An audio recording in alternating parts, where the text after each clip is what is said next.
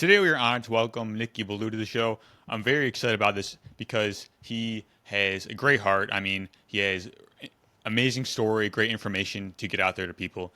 And, being on the show today, we talk about being the greatest versions of ourselves in all aspects. And wealth is a very important thing. We cannot leave this unturned because at the end of the day, if we are struggling with our wealth, I mean, that can spill over to all aspects of our life, and getting this under control is of the most paramount. So I'm very excited to have best-selling author, podcaster on the show to help clear this up today. How you doing, man?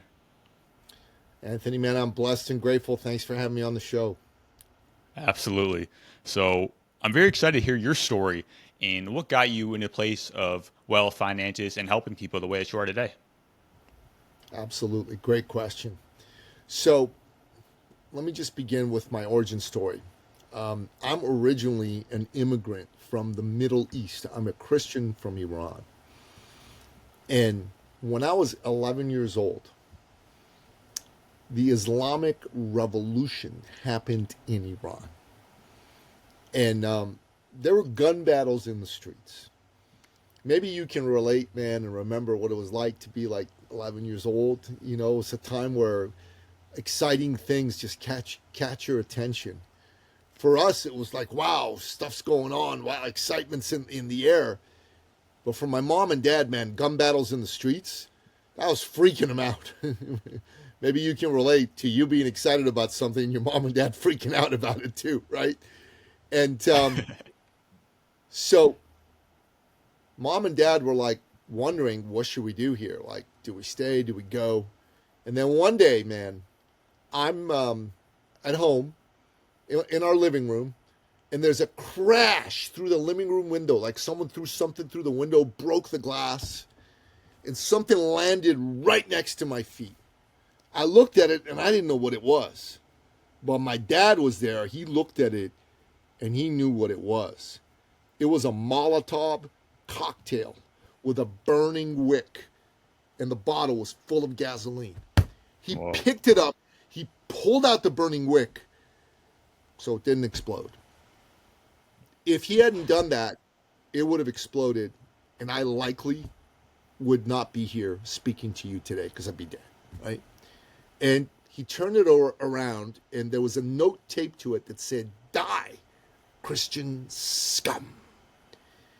And that was when mom and dad were like, okay, we got to get out of here, man. This ain't a place to raise a Christian family.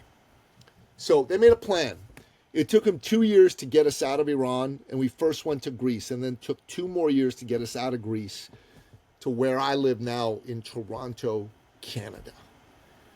Now, that whole time, I'm still a kid. I go from 11 to 15, right? So I didn't want to leave my home. I didn't want to leave my friends. Maybe you can relate, man, having friends at that age and how meaningful and valuable it was to have those friends. And mom and dad, they knew how we felt, and they would just tell us things. They'd say, listen, things get better, we'll go back. But in their heart of hearts, they knew there was probably no going back. And then as time went on, I could start to see the nobility of my mom and dad's sacrifice. Anthony, they left behind everyone and everything they knew for a chance at a better life for me and my 2 brothers. And I started to see, man, living in a free society, how incredible that was. Like in Iran, mom and dad would say to me, son, please keep your mouth shut, because if you don't and you say the wrong thing, there'll be a knock on our door at midnight, and they're going to drag us out of our beds into the bowels of a prison, and none of us will ever come out. And you could be in Canada, very much like you in the US, and you could say something about the leader of the country, and that wouldn't happen to you. And freedom, man, I just started to see, wow, freedom's really great. I love freedom. Freedom's amazing. And I could Absolutely. see that if you're living in a free society, you have the right to go and pursue happiness. You know, from the Declaration of Independence by Thomas Jefferson, you know those lines? We hold these truths to be self-evident, that all men are created equal, that they are endowed by their Creator with these inalienable rights, that among these are life, liberty, and the pursuit of happiness. And the pursuit of happiness is what motivates every entrepreneur, every man or woman with a big dream. That's what they're doing. They're pursuing happiness, right? And if you're an entrepreneur, freedom is what you need to make that real. You have to have freedom. You have to have free thought, free expression, free enterprise, because that lets you pursue happiness, pursue your entrepreneurial dreams. And I thought to myself, man, this is amazing, right? And I wanted to pursue happiness, and I wanted to be someone who helped those pursue happiness, who wanted to pursue happiness. And then my dad, he was an entrepreneur himself, and he's the greatest man I've ever met. Now, he's my dad. I'm biased for sure, but let me tell you a bit about him. My dad was the kind of man that would tell people that he was there for them, and he meant it. So if you were his friend, Anthony, and you were looking for work, you'd go see him, and if he had a job for you, he'd give it to you. If he didn't, he'd call all his buddies who owned companies or were government officials, and he would ethically manipulate them till one of them gave you a job. And you'd be in his office while he cleared his morning to do that for you, and he'd go, Anthony, man, you're like, you know, you're a sales manager at XYZ Imports. You start in an hour. Here's the address. Here's your salary. Good luck, right? And let's say you were trying to start a business. He would clear his calendar, sit with you, and give you his best ideas as a businessman. And he would introduce you to people who had capital to invest in your ideas. He'd introduce you to potential buyers of your products. That's what he was like. And if you were his friend and you were trying to buy a car or a house, and the bank wouldn't give you enough money, and that happened in Iran a lot, right? They would just give you this much, whether that was what you needed or not their problem. You'd go to see my dad, and you'd go, Mr. Billou, I need another 1,000, 2,000, 5,000, 10,000, 20,000 to buy this car, this house, whatever. And he'd just write you a check and said, here you go, go get it. And then people would go, this a loan, right? This a loan? And then they'd try to go pay it back. And he'd go, what are you doing? He said, I'm paying back my loan to you. He says, that wasn't a loan. He said, sure it was. He says, no, man, that was a gift. They said, no, you don't give gifts like that. That's too big to be a gift. You can't give a gift like that. They're going, well, I did. And then people would just get upset. They'd go, well, I got to pay this back. This doesn't feel right. And he said, you want to do something right?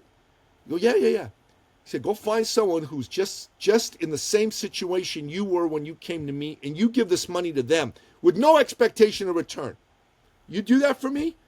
And what are they going to say, right? It got done for them. Yeah, sure, I'll do it. Right? That was how they paid it forward. And like, I tell this story, and there's a lot of people who are skeptical. They go, no, man, Nicky, no, that's not real, man. Nobody's really like that, man. That's like, come on, that's some Hollywood fairy tale bullshit, right? That's not for real. And I go, no, man, that was real. That was my father. That was Napoleon Billou. And they said, why would he do that, man? What's in it for him? And I go, that's a great question. I'm going to answer it for you. First and foremost, he was a devout Christian. He believed to his core he'd been blessed by his Lord and Savior, Jesus Christ, and it was his duty to share those blessings with his fellow men. Now, my dad did not take himself very seriously, but he took his faith very seriously. That was like a point of honor for him to do that. Secondly, the other reason he did it is because he could. He was rich. He was successful. I wanted to be like my dad. My dad, Anthony, would tell me every day, Nicky, man, life is about people. It's not about money or numbers. It's people. I go, all right, Dad. Like, I'm a kid, 8, 9 years old. He says, business, son, is about people, not money. I'm like, Dad, help me out here, Dad. I thought you need money to do business. He goes, you do, but you need people. All business is solving problems for people for a profit.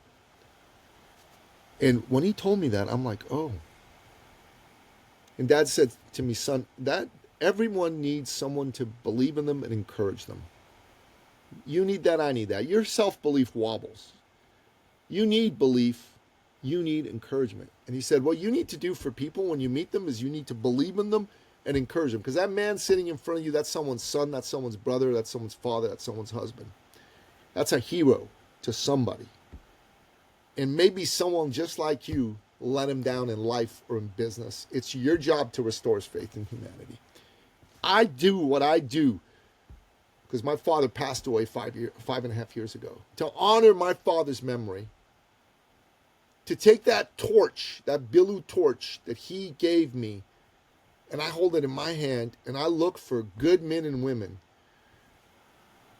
to help them pursue that awesome American dream in the Declaration of Independence. The promise of the Declaration of Independence of life, liberty, and the pursuit of happiness. I do what I do because I want them to win at that. And that's my story. Wow, man, I love that story. Incredible. Like, there's so many things stuck out there. It's kind of crazy, like being in the war, being a little kid, just kind of curious about the whole thing, and then your parents they kind of told you what it is, and it sounds like your dad has been a huge influence in your life. Is that right? Yeah, man, 1,000%. Absolutely, man. I mean, that's the power of mentorship and like being a model in other people's life. Like we see people based off their actions, and being a light for others is so important because we're going to influence people in one shape or form. And if your dad wasn't the man he was, as you said, like you wouldn't be doing what you're doing. And now you're doing that for other people. And I think that's such a blessing, man. So thank you for doing that as well. Hey, man, thank you. Thank you. It's an honor. Honestly, it's a total honor, man. Nothing lights me up as much as helping good men and women win. Because when they win, I win, man. And I love winning. Winning's fun. Winning's great. Absolutely, man. Winning is where it's at. And another thing you talked about was freedom. I mean, that speaks to me so much. Like freedom is everything to me. It's you talked about it in aspects of wealth, but to me, freedom is like it's inner freedom. It's peace of mind. All these types of things that just help us kind of elevate our lives. What does freedom mean to you? How do we actually cultivate that within our own lives? Well, in the context of business, all right, what freedom means to me is having a vision for what you want to do in life and then pursuing that vision, right? Like everyone should take a look at what they do and why they do it. And that why has got to be about more than some cash coming through the door. You know what I'm saying? And if you're clear on that and you're pursuing that, then you're living life as a free man, right? As a free woman, And make no mistake about it, you should make money. You deserve to make money. Money is an important part of success for all of us. You follow me? And a big reason I do what I do is I want to see good men and women make more money. So I'll tell you a story. Okay. So I had this fella who was introduced to me, and he was a personal fitness coach. And he was a good dude, right? Really, really good fellow. But he didn't have a lot of clients. His business wasn't doing well. He kind of sucked at business, sucked being a technical business term, right? And so when I met him, he had like 7 clients. They were paying him $25 an hour each. And he didn't drive, so he had to bus it everywhere, which is nuts. So he wasn't making a lot of money. He was making maybe $1,200 a month in Toronto. Now, Toronto was like Canada's New York City, okay? So just imagine, $1,200 a month ain't going to get you very far. So he comes to see me, and he goes, Nicky, man, I love what I do, but I just feel stuck. And stuck is like being unfree. You know what I mean? And I said, all right. I said, so tell me, you're like a fitness coach. He goes, yeah. I go, well, who do you help? He said, oh, Nicky, man, I can help anybody with any fitness problem. And I'm like, oh, you're trying to cast a wide net? He goes, yeah. I said, that's your whole problem. That doesn't work. If you try to be all things to everyone, you're nothing to nobody. You need to narrow your focus.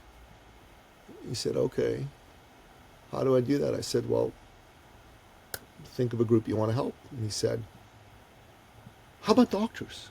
Just came out of left field. I go, well, say more.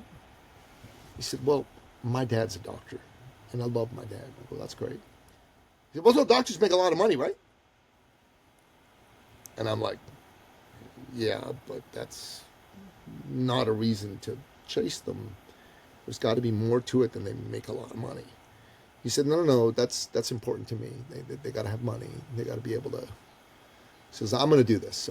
He didn't want to listen. So for a couple months, he went out there, and he got maybe 1-2 doctor clients, but no big deal. And I told him, Dan, his name was Dan. I said, Dan, buddy, it's not working, man. He said, you're right. He said, so narrow my focus some more, right? That's what I'm going to do. That's what you said last time. I said, yeah, but, you didn't really narrow your focus properly. He says, I'm going to do cardiologists. Why cardiologists? They make more money than doctors. And I'm like, Dan, did you not hear what I told you? This is not, no, I'm doing this. He got no cardiologist clients. None, zero, goose egg.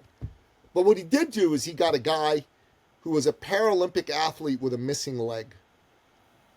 And he did great work with this guy. He helped this guy win medals at major international competition. Okay. So he comes to see me one day, and he said, Nicky, I owe you an apology. And I go, you do? What for? He said, well, you've been telling me, Nicky, don't chase money. And I didn't want to listen. But you were right. I'm not going to chase money anymore. I said, I'm glad to hear it. He said, I want to help people with missing limbs. I know how to help them. I thought, wow, that's good.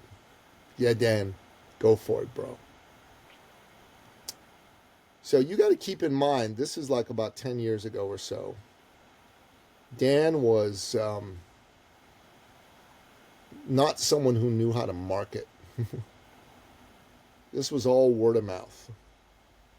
But in 6 weeks, he signed up 400 new clients. Wow. One man. So he used to do one-on-one in-person training. He had to change his model because one man cannot train 400 people. Okay, it's impossible, one-on-one. So he had to do this group online program. So he was making $1,200 a month. He went to making over $100,000 a month. That's over 1.2 million a year run rate by not going after the money. And by narrowing his focus. Now, if you're listening to this, maybe that's you. Maybe you're trying to cast your net wide and you haven't properly narrowed your focus. Because that's an important thing to do in business, is know who you want to help. Have a strong why, which is Dan did. He wanted to help people with missing limbs. And then go after that narrow focus with everything you got. That's how it worked for Dan. 100%, man. I love that. Like, you talked about your why and the importance of that because, like in business, especially, like we're going to come up against like things that make us want to quit in a sense. We make us want to because the challenges, I believe, are ultimately here to kind of shape us in a sense, like help us become the person we're designed to be. And I don't know what you think about this, but I like to say like we are designed to help the person we once were, right? Like for me, being a health coach, like going through so many health issues myself, coming on the other side, just being on absolute fire to help as many people as I can with their own health journey. And it's like because once you have that experience yourself, like you can't turn that why off. It's like this indistinguishable fire that you cultivate within yourself. Yeah, 100%. 100%. If people are kind of struggling, like you kind of mentioned in your story, like how do they find their why and how do they stick to it? Because things are going to come up, but how do we kind of have that North Star in a sense? That's a great question. So I'm going to answer it by telling you another story. So I had a young man come and work with us about 7 years ago, and he too, he was a fitness trainer and fitness coach. His name's Callum, and Callum was struggling. He was doing $3,000 to $5,000 a month, right? And when he came to us,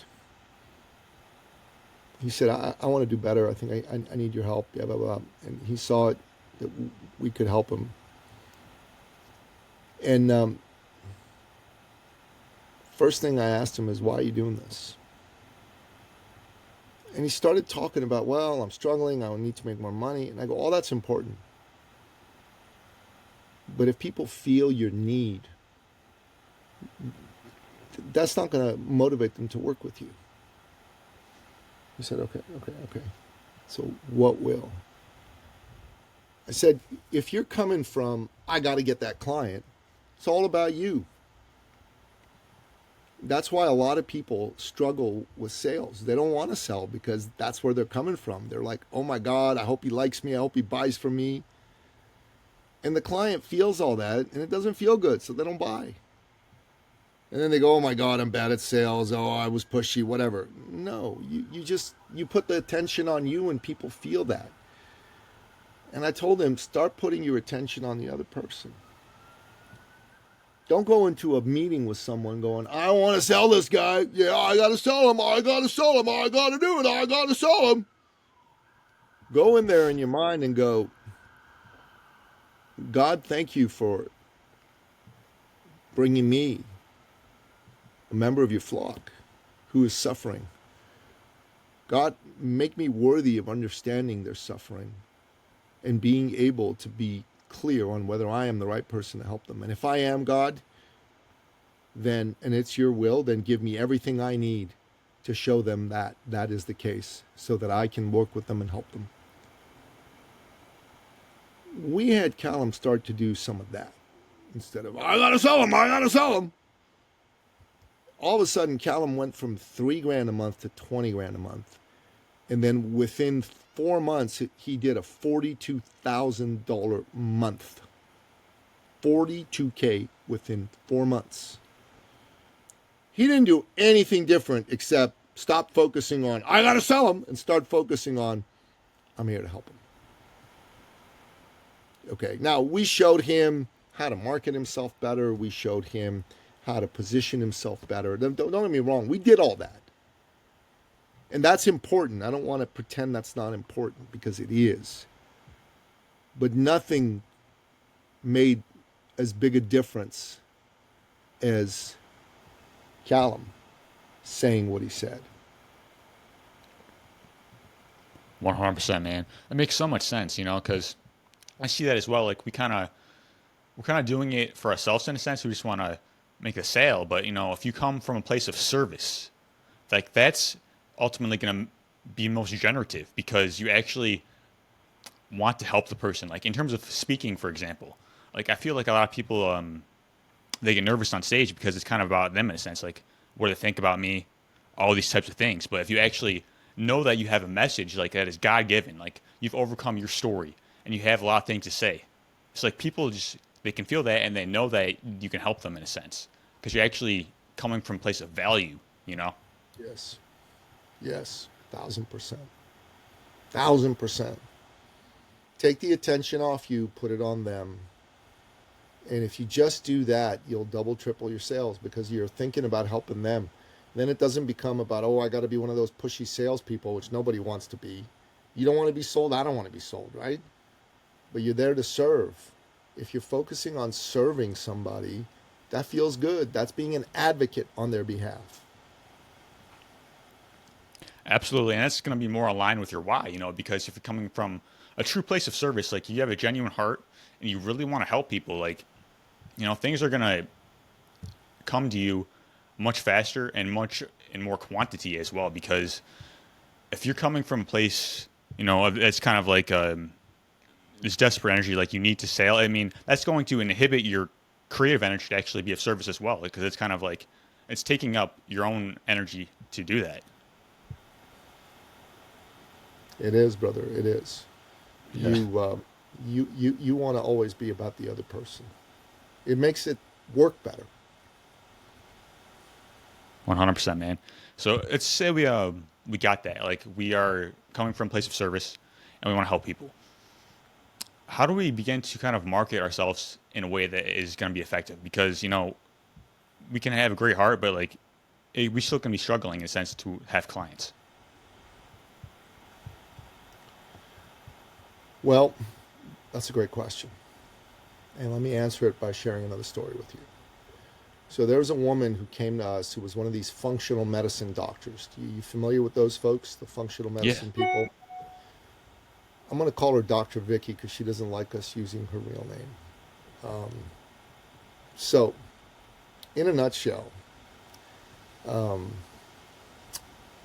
she came to us because she was successful, but not where she wanted to be. And she had a big why. See, her father was dying of glioblastoma, brain cancer. And she was daddy's girl, and he was a successful entrepreneur. She wanted to honor him by becoming a successful entrepreneur. Now, a few months later, he passed away, okay, which was very sad. So, all of a sudden, someone introduces her to us. And I said, all right, I get your why. I'm aligned. Let's get that going for you. We need to get you a plan. We need to have a message that's dialed in to a particular group. And she said, okay, because Nikki, I like all these other folks, I can help anybody with any health problem. I'm like, yeah. That's not going to work. We're going to have to do your ideal client and find out who is your ideal client, right? And you think about that, man. That's some intense stuff, right? It's very, very intense because, how do you find out your ideal client? Well, I ran her through an exercise. Can you see this? I can, yeah. I looked at her and I said, who are the clients you got the best results for? Make a list of all those. She did. Who are the clients you love working with the most? Make a list of those. She did. And who are the ones who were the easiest to do business with? She made a list of all of those. And I said, okay, great. Who's on all three lists? That's a much smaller number, right? So she made that list. And I said, what do they all have in common? So this exercise, my ideal client model exercise, all of a sudden, we noticed they're almost all women over the age of 45. Professional women, married professional women with children, successful in their careers, successful in their family life and marriage. Now, you might listen to this and go, well, what the hell are they coming to see her for then? It sounds like everything's going great. Well, Anthony, you would think, but no. These women were upset, very upset, to the point of despair about one thing. See, they were over the age of 45, and they felt no longer beautiful and desirable. Now, Anthony, you and me, we're men, right? I have heard somewhere that women love to feel beautiful and desirable, and they don't like it when they don't feel beautiful. Now, Anthony, like I said, I'm a man. I don't know for sure, but I've heard this, right? So these gals were like, they felt out of shape, not as slim and lovely and all of that. So Dr. Vicky came to me, and when we figured this out, she said, and I said, well, so, okay, so what do you do for them? She said to me, well, listen, Nikki, getting older is inevitable. Every year, your age will increase by 1. Like, yeah, that's true. She said, but aging, that's a different story. Aging is not inevitable. You can look and feel just as good as you did in your 20s, 30s, and 40s when you're in your 50s, 60s, 70s, and even 80s. And I'm like, really? She said, oh, yeah. I said, you can deliver on this. She said, I have. And I said, okay, this should be your program. And she said, what do I call it? And I said, get your sexy back. So, buddy, she has an ideal client. She has a message. And she's going out there and meeting people. And she doubled her income in the next year. Right? From, say, 120 to 250. Then the year after that, she doubled it again. 250 to 500. And the year after that, she doubled it again, 500 to a million. And this is the power of getting clarity on your ideal client, getting clarity on your message, and relentlessly executing with a powerful why that's all about serving others. So if people are struggling, really you need clarity on an ideal client, clarity on your message, clarity on your why, and relentless execution.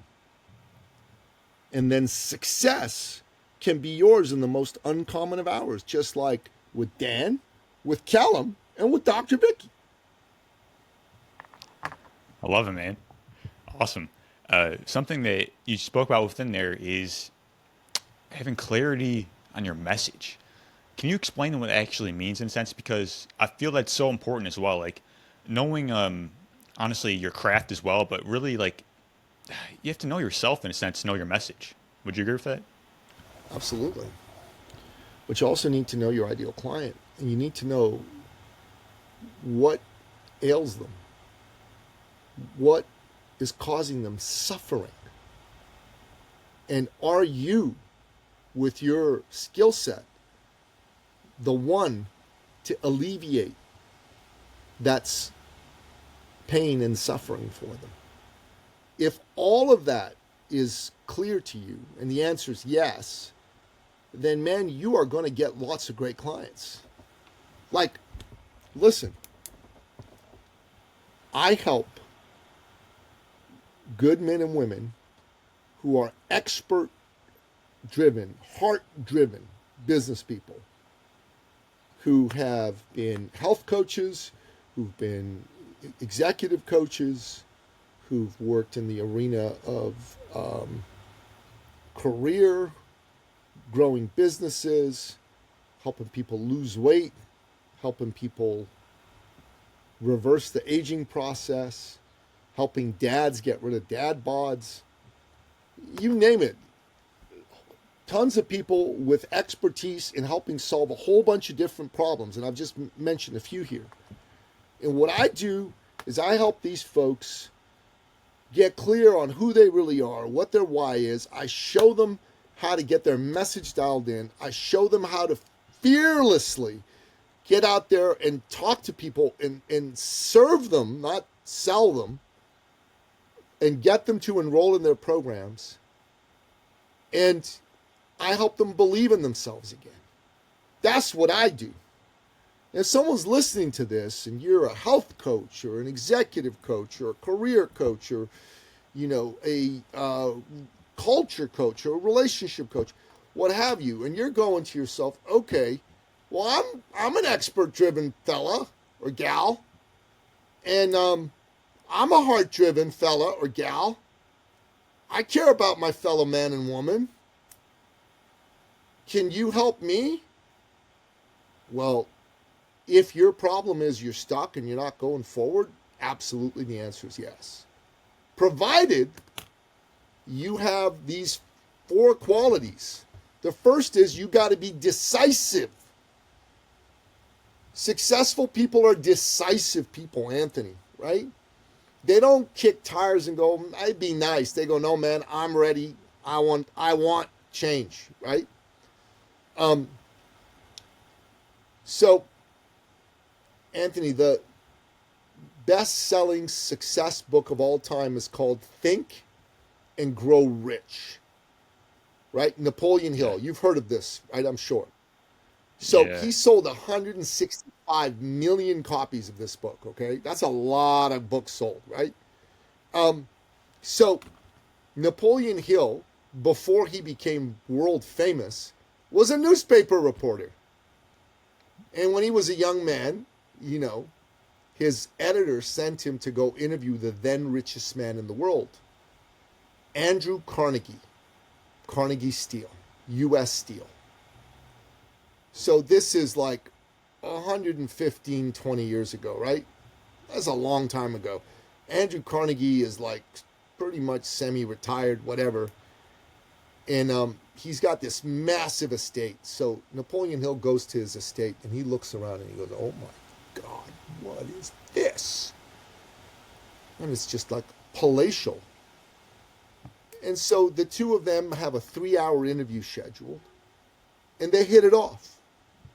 When the interview time concluded, Andrew Carnegie goes to Napoleon Hill and he said, Mr. Hill, how would you like to spend the weekend as my guest at my estate?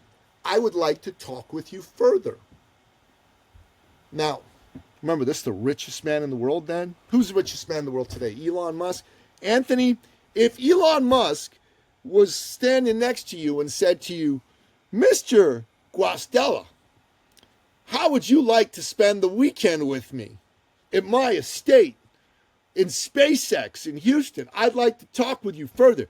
What would you say? Would you say, let me check my calendar, I don't know if I can make it, or would you go, absolutely, I'm here, right? So Napoleon Hill said, yeah, let's do it, man. Let's go. And anyways, they spent the entire weekend together, and it was an incredible weekend for Napoleon Hill. He had incredible conversations and dialogue with Andrew Carnegie. By the time their time together had come to a close, Andrew Carnegie goes to him. He said, Mr. Hill, I have a proposition for you. I'd like you to consider very seriously. He said, of course. He said, how would you like to spend the next 20 years of your life researching and writing about my philosophy of success? Now, I need you to understand I will not pay you a stipend, so I ain't going to pay you to do this. But what I will do is I will give you handwritten letters of introduction to the 500 richest and most successful men and women in these here United States. Now, imagine, Anthony, if that was you today and Elon Musk said he was going to give you handwritten, although I guess today it wouldn't be handwritten, he'd be texting these people letters of introduction saying, hey, I'm sending Anthony or Stella to come and meet with you. What would you say? Well, Napoleon Hill, I mean, he's not going to pay you, right? So Napoleon Hill said it took him 31 seconds to say, yes, I'll do it. And the rest is history, right? He writes Think and Grow Rich and many other books, and he becomes the greatest best-selling success author of all time. And he has spawned an entire industry of success authors, thinkers, thought leaders. You and I are part of Napoleon Hill's kind of legacy, as it were. So 20 years goes by. And he goes to visit with Andrew Carnegie. And he's quite old and quite ill. But Andrew Carnegie agrees to receive him as a visitor. And they reminisce about their initial meeting together and everything Napoleon Hill has done. And then Andrew Carnegie said, Mr. Hill, I have a confession to make. He said, a confession, sir? He said, all those years ago, when I made you that proposition, I had under the table this watch. And this is one of those old-fashioned gold watches, fit in your hand. And you said you can see it has a second hand. And in my mind, I'd given you 60 seconds to make up your mind. And if you had not made up your mind in 60 seconds, I was going to pull the offer. And Anthony, Napoleon Hill just went, whoa, but why? Like, he's like, oh my God, I came within a whisker, 29 seconds of losing this opportunity. Why? And he said, why indeed? You've been studying my philosophy of success. Why would I say such a thing? And he said, you're right. Give me a minute. Let me think. In less than a minute, he said, successful people are decisive people. And he said, yes, bravo.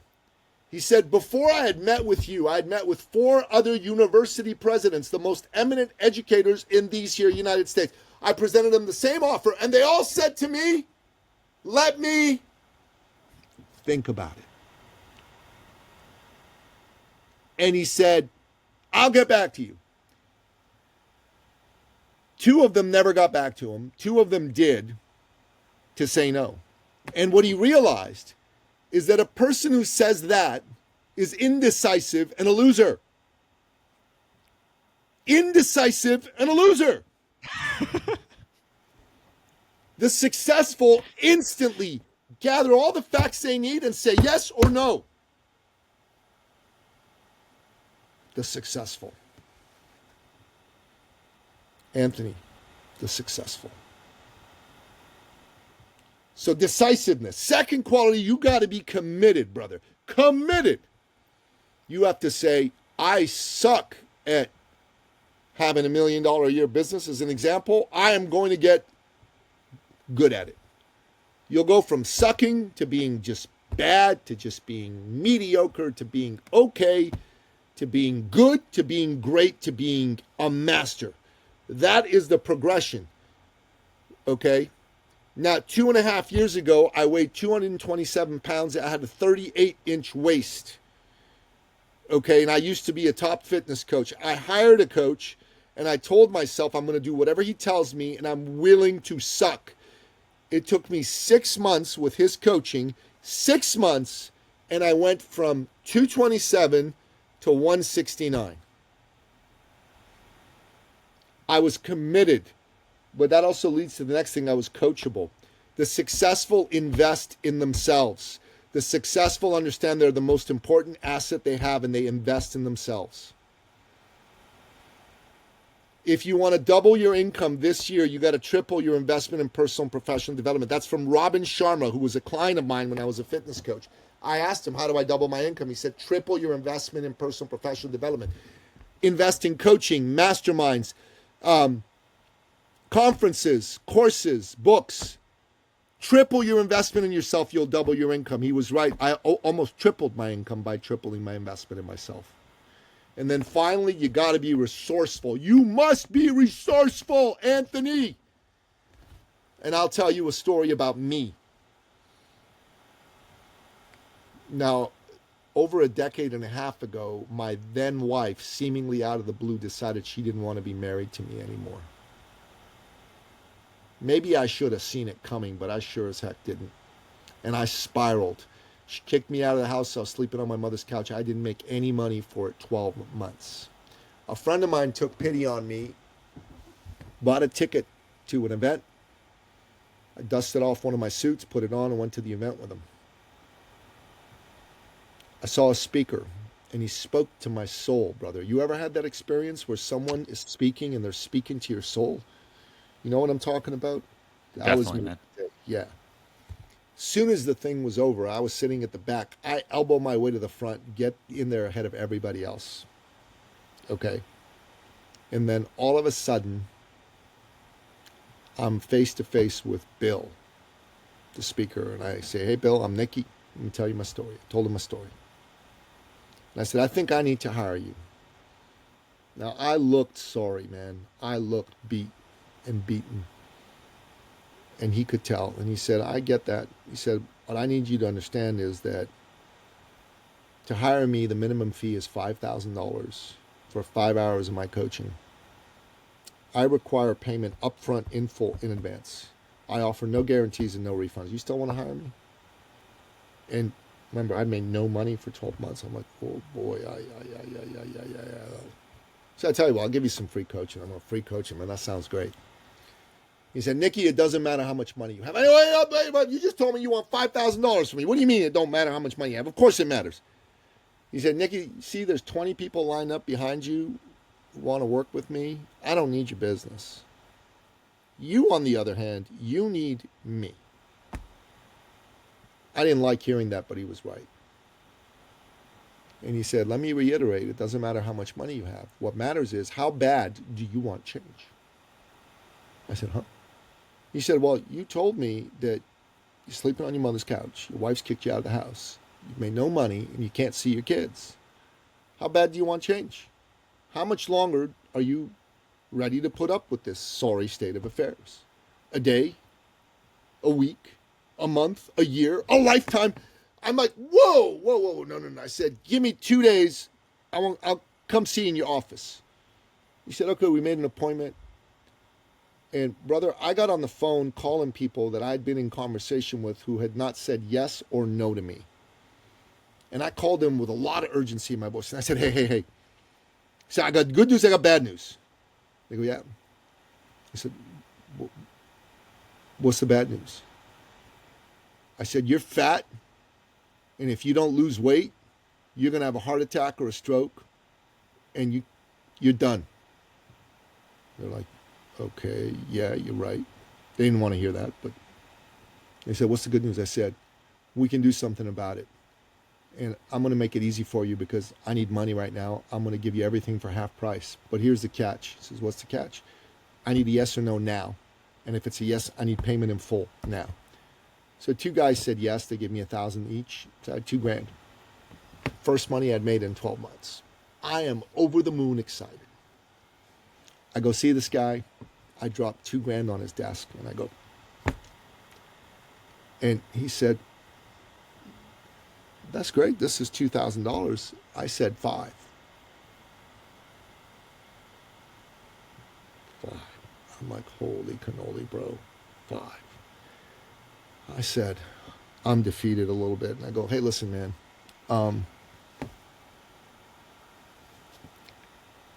How many people have you told this story you told me to? He said, well, over the years, 30 or 40. I go, that's a lot of people. He goes, yeah. He said, besides me, did anyone ever come back with money? He said, no, you're the first. I said, what?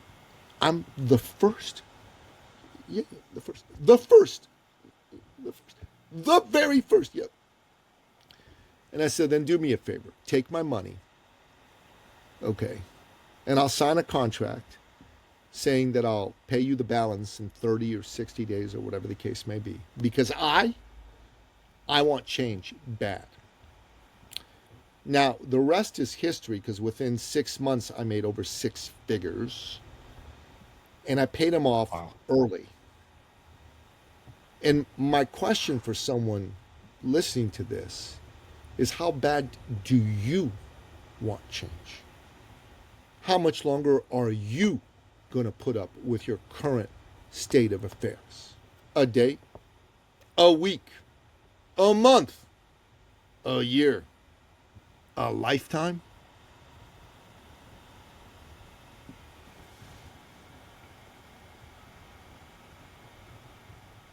I love it, man. I mean, My God. 100%. I love those stories so much, man. I mean, especially from Napoleon Hill. I've read that book many times, and I haven't heard that in so much detail like that. So it was interesting. But when you were talking, and one thing went through my mind. I said it recently. It was like I decided. I decided to be great. I decided. That means doesn't matter what happens, because I see people, they get thrown off their path all of the time, and they just leave it like that. They don't actually get back on track. But in my life, I'm always going to stay resilient. It does not matter what happens, because I made a decision that I'm going to stay on that path. I'm going to forge ahead. I'm going to be of service. And I understand the obstacle is the way at the end of the day, because these things are just going to help me become the person I'm designed to be, to help forge my character. And, once you embrace that, it doesn't really matter, because you're going to take on this growth mindset and persist ahead. Amen. No truer words have been spoken. The decision is what starts it all. 50% of your success comes from a decision to become successful. Yeah, I mean, most people they kind of play with it. They just kind of like hope things will happen, you know. And once you actually Hope's kind not a of honor your strategy. decision, had this internal conviction, man, nothing's going to stop you, because you said being resourceful, and sometimes you gotta not play by the rules in a sense, because these things are going to happen. You know, this is how the path ahead is going to lead. But ultimately, like you said, the success will always find a way. There's always a path ahead. There's always another angle. And it's being able to ask empowering questions like, "What are you willing to do?" And that'll always lead you to the next answer. Amen, man. Amen. Beautifully put, my man. Beautifully put. Yeah, man, I love that. Like, because ultimately, like when we decide, wealth being the context here, it's like we have to do the things that you've been talking about this whole episode. Like, keep your why in mind. Understand that if you're in this hard place, if you just stay curious and stay open, and not like totally be defeated by the circumstances, like life will find a way for you. Because I find that life will find a way who has an understanding within themselves that it's only their moral duty and obligation to be successful. Because at the beginning, we talked about if you become a light for others, that's where it's at, man. Yes, sir, man. Yes, sir. 1000%. If you do all the things that we've talked about on this show in the most uncommon of hours, success will be yours. But remember this, investing in yourself is important. Don't do it alone. Don't do it alone. You need people to give you shortcuts on the road to success. That's the smartest thing you can do, is invest heavily in yourself. Triple your investment in personal and professional development. 100%. Like, I can speak to that as well. Like, being the number one investment yourself, because you're the foundation of your success. Like, your mind being the foundation, investing in books, seminars, things like that. Most importantly, like learning from your own experience, being intentional about your own life, being intentional about self-assessment, and asking empowering questions to get the right answers. Because you know people are going to look to you as a model and the example of what is possible, and making what you do look awesome, like making your success known in a sense, in the way that people can aspire to it, to have that in their own way. That's where it's at. Beautiful. I agree. Super good. Lastly, man, like this kind of like sums it up. Like, why is it important to be successful in your life? Like, what is the alternative to that? Like, ultimately, we have two paths. We can live a life of mediocrity, or we can live the life that we're meant to. Do you want to speak to that? Absolutely, brother. Look, you are a badass and a warrior. You were put here on this earth by God Almighty to live a purpose, a mighty purpose. And that purpose is one that will be chosen by you if you choose to go after it and make it come alive. And those that do live lives of contentment and fulfillment. And those that don't. And I'll tell you that either way, you're going to have to work at it. You're either going to work at being a success, or you're going to work at being a failure.